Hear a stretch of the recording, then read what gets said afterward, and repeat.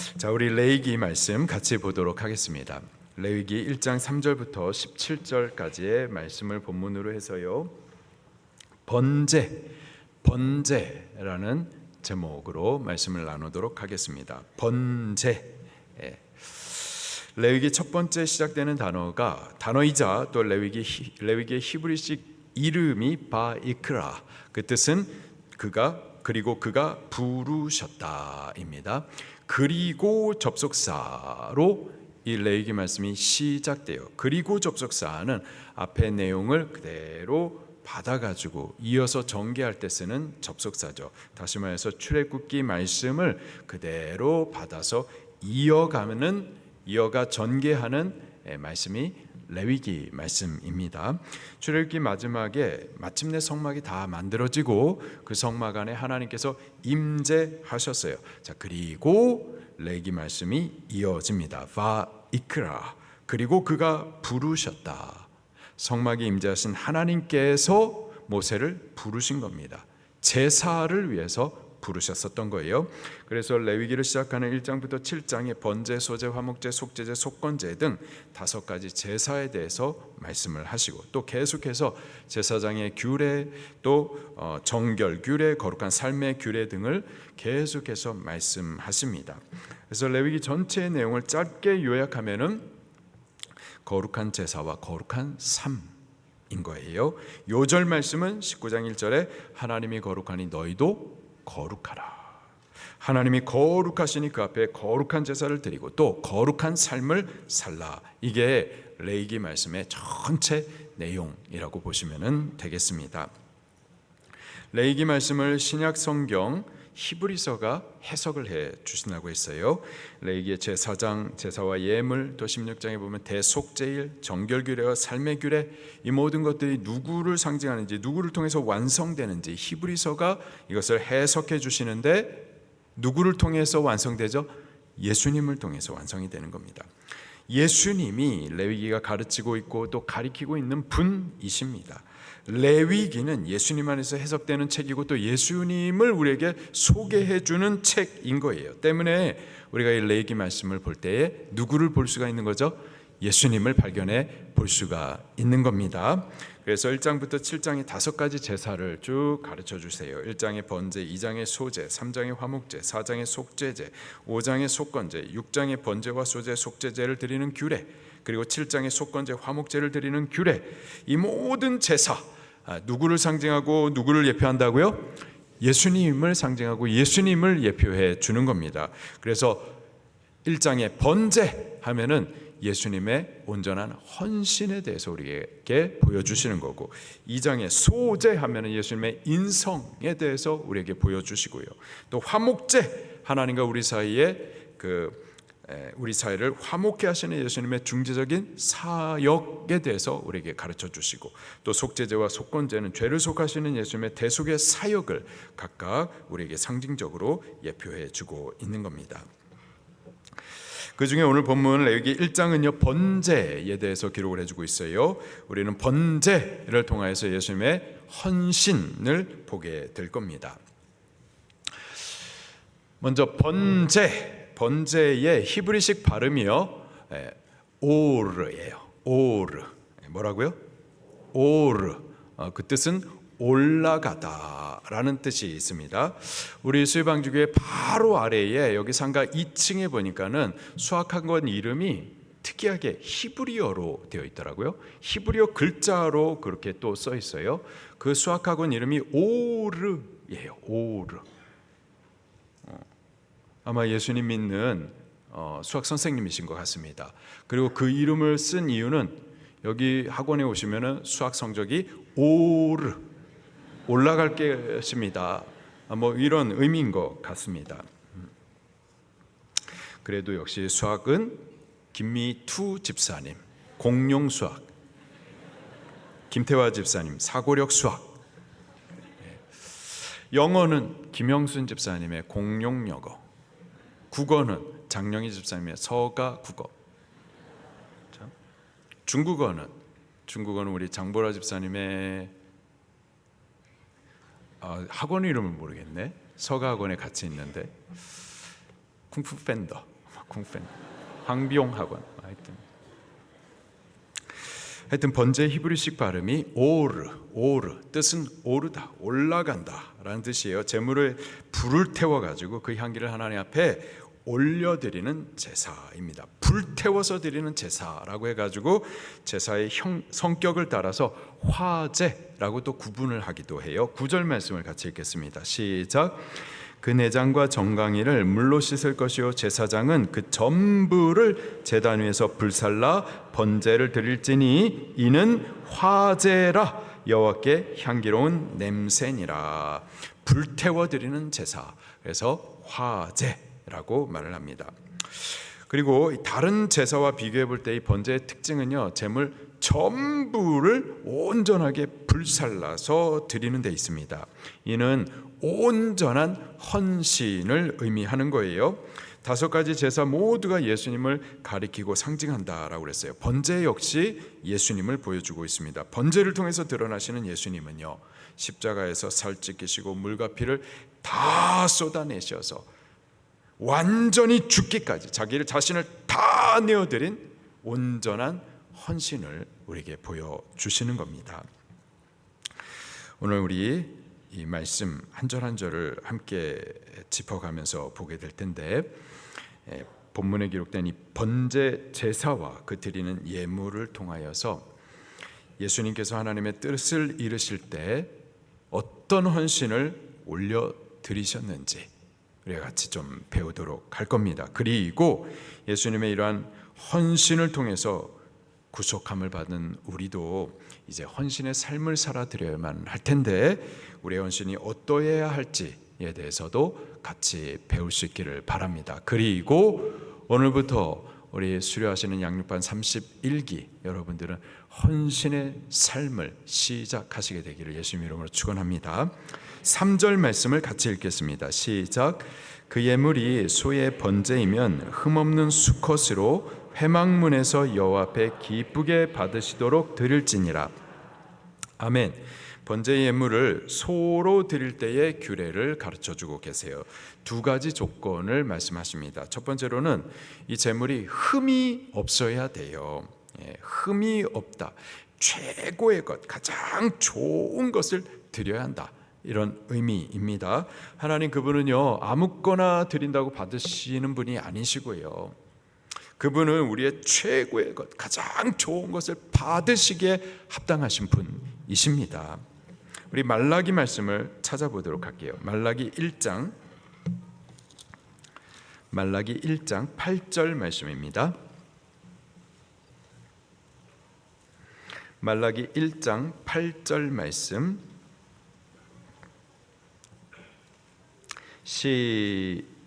시작.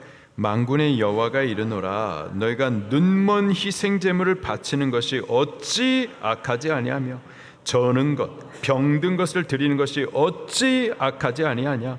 이제 그것을 너희 총독에게 드려보라. 그가 너를 기뻐하겠으며 너를 받아주겠느냐. 아멘. 하나님 앞에 예물을 드림에 있어서 흠 있는 것, 병든 것, 저는 것, 눈먼 것, 값싼 것들, 그런 것들을 드린다고 그래가지고 하나님께서 받으시겠는가? 그것을 기뻐하시겠는가? 사람을 비유로 해가지고 그런 것들을 너희 총독에게 한번 갖다 바쳐보라. 총독이 기뻐 받겠는가? 무시한다고 그래서 가만히 두지 않을 겁니다. 근데 우리가 하나님 앞에 제사 드림에 있어서 너무 무시해요. 너무 함부로 아무거나 대충 그렇게 올려드리는 거죠. 하나님 그런 것을 받으셔야 할 분이 아니에요. 하나님 그분은 온 우주 만물의 왕이십니다. 높으신 분이에요. 거룩하신 분이세요. 우리의 최고의 영광을 받으시기에 합당하신 분이십니다. 형식만 갖춘 제사가 아니라 온전한 마음과 믿음을 다한 헌신으로 그분 앞에 올려드려야 된다라는 것을 가르쳐 드리는 겁니다. 또 두 번째로, 첫 번째로는 흠없는 제물이어야 되고요, 두 번째로는 수컷을 드리라 말씀을 하세요. 수컷은 암컷에 비교해 가지고 더 힘 있는 놈이죠. 힘과 정성을 다해서 마음과 뜻과 생명을 다해서 헌신해야 될 것을 말씀해 주시는 겁니다. 여보세요? 아멘. 크게 하세요.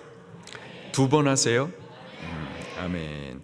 그래요. 수컷이라고 하면은 암컷에 비교해서 더 힘 있는 놈. 그래서 온 힘과 정성을 다해서 마음과 뜻과 생명을 다해서 그렇게 헌신해야 될 것을 가르쳐 주세요. 또 수컷의 또 다른 중요한 의미가 있는데요. 성경에서 수컷이라고 하면은 대표성을 가지고 있는 겁니다. 그래서 짐승의 수컷을 드렸다. 이 말은 암컷도 있고 수컷도 있는데 그 중에서 수컷을 드렸다. 이런 의미라기보다는 대표성을 갖고서 그 전부를 드린다. 물론 암컷이 남아는 있어요. 그러나 암컷은 안 드린다가 아니라 수컷을 드릴 때 대표성을 가지고서 하나님 앞에 올려드리는 거예요. 그래서 암컷은 남겨두지만 그러나 암컷도 나의 전부를 여기에 담아서 올려드립니다. 그런 의미로 수컷을 드리는 거예요. 이해가 좀 되시나요? 내 전부를 올려드립니다. 그게 바로 수컷을 드린다라는 의미인 겁니다. 예수님께서 성전에서 헌금하는 사람들을 보실 때에 그 중에서 한 가난한 과부가 2렙돈을 헌금하는 것을 보시더니 모든 사람보다 많이 했다 이렇게 말씀을 하셨어요. 2렙돈이라고 하면은 오늘날에 얼마 정도나 될까요? 2렙돈 얼마나 될까요? 약 1,300원 정도입니다. 아주 작은 돈이죠. 작은 돈. 그러나 그 가난한 과부에게 있어서는 전부였었던 거죠. 다 드렸었던 거예요. 온전한 헌신이었었던 겁니다. 그게 수컷으로 드리는 예물인 거예요. 예수님이 흠없는 수컷으로 하나님 앞에 바쳐진 짐승이십니다. 그가 흠없고 죄 없는 의인으로 이 땅에 오셔가지고 자기 자신을 제물로 십자가 제단에 바치되 당신의 전부를 바치셨어요. 당신의 육체도 또 물과 피도 다 쏟아내시고 또 생명을 남기지 않고 다 드리셨습니다. 온전한 헌신을 올려주셨었던 거죠. 4절 말씀도 또 같이 보겠습니다. 시작.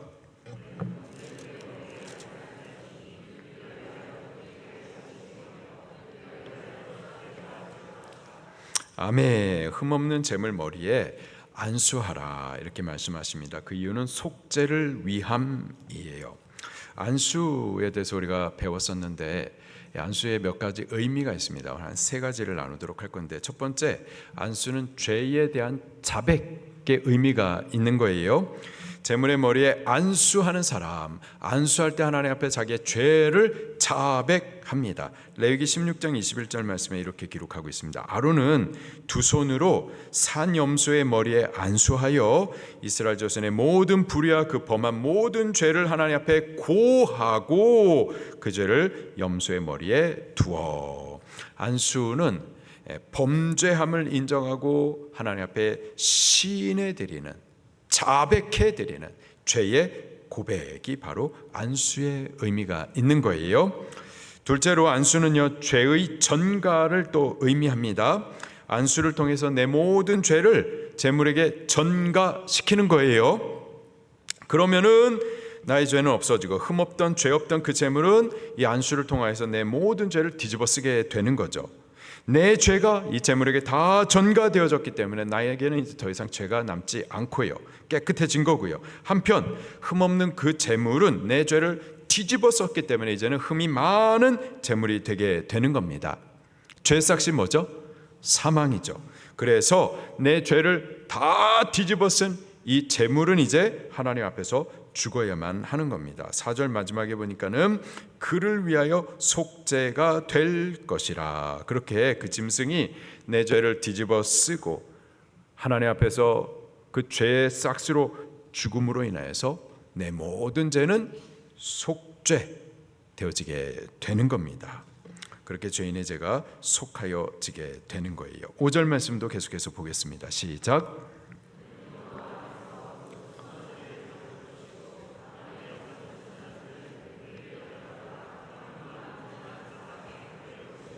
아멘. 그 수송아지를 잡을 것이요 내 죄를 뒤집어 쓴 그 제물은 죄의 형벌을 받아 죽어야 하는 겁니다. 그래서 원래는 흠없는 제물이기 때문에 죽을 이유가 없어요. 그런데 나를 대신해서 죽는 거죠. 그래서 그 제물을 희생 제물이라고 말을 하는 겁니다. 이사야 53장에 보니까 이사야 선지자는 장차 오실 메시아 예수님에 대하여서 이렇게 예언을 해주고 있습니다. 5절에 그가 찔림은 우리의 허물을 인함이요 그가 상함은 우리의 죄악을 인함이라. 우리 때문이라는 거예요. 우리를 대신하여 그가 희생되어 주시는 겁니다. 6절에 여호와께서 우리 모두의 죄악을 그에게 담당시키셨도다. 우리를 대신하여서 죄의 짐을 지시고 죽으신 겁니다. 우리를 대신하여 희생되어 주신 거죠. 예수님은 우리를 위한 번제의 제물이십니다. 그가 우리의 모든 죄를 담당하신 거예요. 우리를 대신하여 희생되어 죽어 주신 겁니다. 우리가 그 예수님을 믿는다라는 것은 짐승에게 죄인이 안수하는 것과 같은 거예요.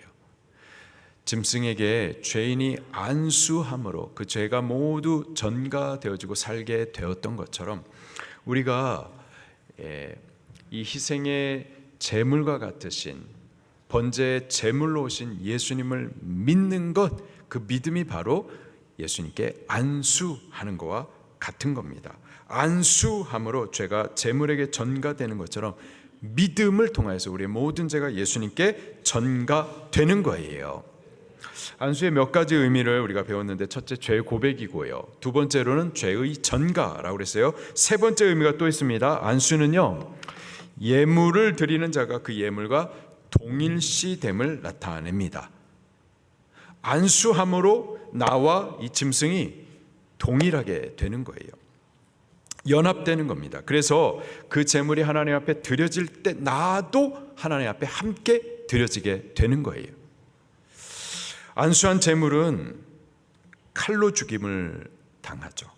가죽이 벗겨지고 그 육체는 조각조각 잘려지고 또 불에 태워서 그 연기를 하나님 앞에 올려드립니다. 바로 그때에 나는 실제로는 칼로 죽임을 당하지 않고 피를 쏟지 않고 가죽이 벗겨지거나 쪼개지거나 불타지 않지만 안수함으로 그 제물과 내가 동일시 연합이 됨으로 인하여서 그 제물이 죽었을 때 나는 안 죽었지만 그러나 나도 함께 죽은 것이 되어지고 나도 함께 쪼개진 것이 되어지고 나도 함께 불살라지게 되는 거죠. 그리고 이 제물이 불살라져서 그 연기가 하나님 앞에 드려진 것처럼 나도 그와 함께 하나님 앞에 드려짐이 되는 겁니다.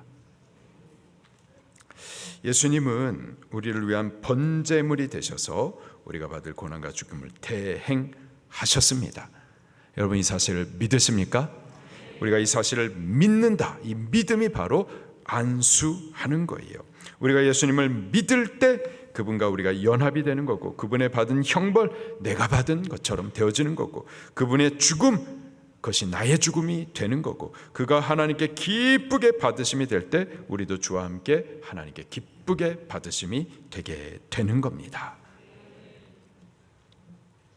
5절 말씀 후반에 보게 되면은 이 번제물을 죽인 후에 제사장은 죽은 제물의 피를 단 사면에 뿌립니다. 5절 말씀을 다시 한번 읽겠습니다. 시작.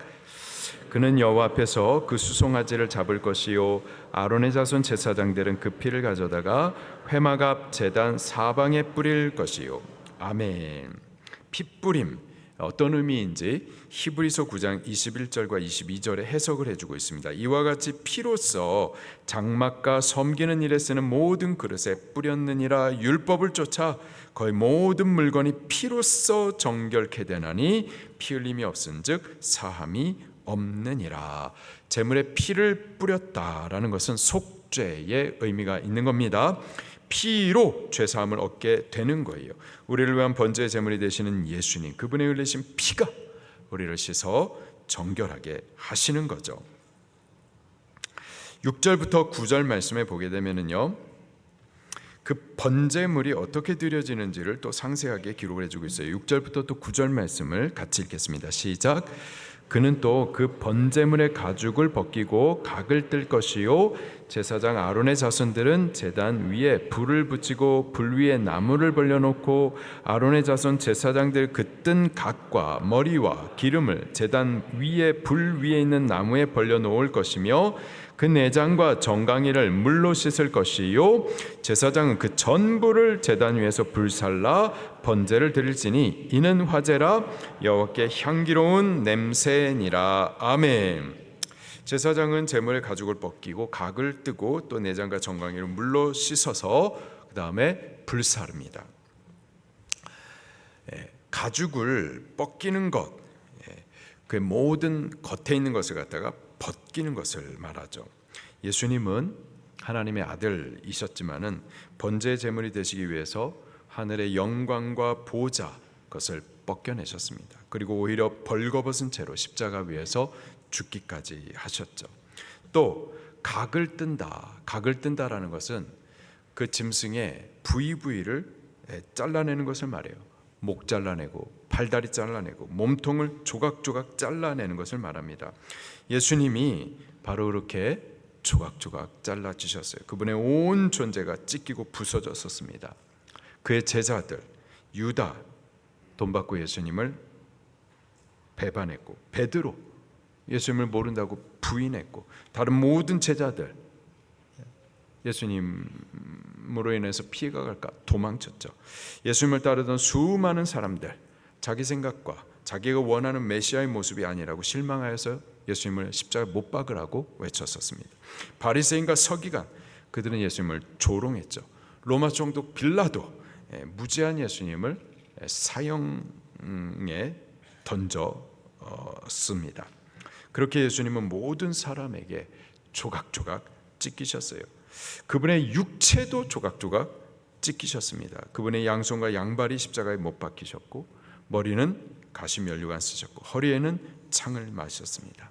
그렇게 예수님의 온 인격과 육체가 조각조각 찢기고 부서졌었던 거죠. 이렇게 준비된 제물은요, 이제 마지막으로 나무와 함께 제단 위에서 태워지게 됩니다. 번제물이 나무 위에서 태워지는 것은 예수님께서 나무 십자가에서 번제로 드려질 것을 예표합니다. 이 나무 십자가는 갈라디아서 3장 13절에 저주를 상징해요. 기록하기를 그리스도께서 우리를 위해서 저주를 받은 바 되사 율법의 저주에서 우리를 속량하셨으니 기록된 바 나무에 달린 자마다 저주 아래 있는 자라 하였음이라. 죄는 하나님의 저주를 부릅니다. 예수님은 우리가 받을 그 저주를 받으시려고 대신 나무에 달리셨었던 거죠. 예수님의 헌신은 우리가 받을 저주를 대신 받기까지 하신 헌신이셨던 겁니다. 9절에 제사장은 나무 위에 있는 제물의 전부를 단위에서 불살라 태우라 말씀하고 있습니다. 제물의 모든 것을 불살라 태워 그 향기를 하나님 앞에 올리는 것, 이것이 번제예요. 예수님은 우리를 위한 번제의 제물이 되셔서 그의 삶 전체를 불살라 하나님 앞에 헌신해 드렸었던 겁니다. 이제 10절부터 13절 말씀을 보게 되면은요, 번제의 제물을 소가 아니라 양이나 염소로 드리는 경우에 대해서, 그리고 14절부터 17절은 비둘기로 드리는 경우에 대해서 각각 말씀을 해주고 있습니다. 소나 양이나 염소 또는 비둘기, 제물의 차이는 크게 중요하지 않습니다. 이 제물의 차이는 제사 드리는 자의 능력을 따라서 이렇게 달라지는 거예요. 능력이 있는 자, 부유한 자, 그는 그 능력을 따라서 소를 제물로 하나님 앞에 바쳐드리면 되는 거고, 소를 바칠 능력이 되지 않는 자, 그는 양이나 염소를 드리면 되는 거고, 그나마 그것도 할 수 없는 자, 그들은 집비둘기가 또는 이런 비둘기로 제사를 올려 드릴 수 있는 거죠. 없어서 못 드린다, 너무 바빠서 못 드린다, 환경이 안 돼서 못 드린다, 사실 그것은 변명입니다. 하나님은 드릴 마음만 있으면은 각각의 형편에서 힘 닿는 대로 드릴 수 있도록 그렇게 우리에게 길을 열어 주셨어요. 능력이 있는 자는 능력 있는 대로 하나님 앞에 최선을 다하여서 헌신하면 되는 거고, 없으면은요 없는 형편 가운데서 또 최선을 다해서 하나님 앞에 헌신하면 되는 거예요. 바쁜 분들은요 바쁜 형편 가운데서 하나님 앞에 드릴 수 있는 것들을 최선을 다해서 헌신해 드리면 되는 겁니다. 우리가 좀 그렇게 헌신의 삶을 살아드릴 수 있기를 예수님 이름으로 축원합니다.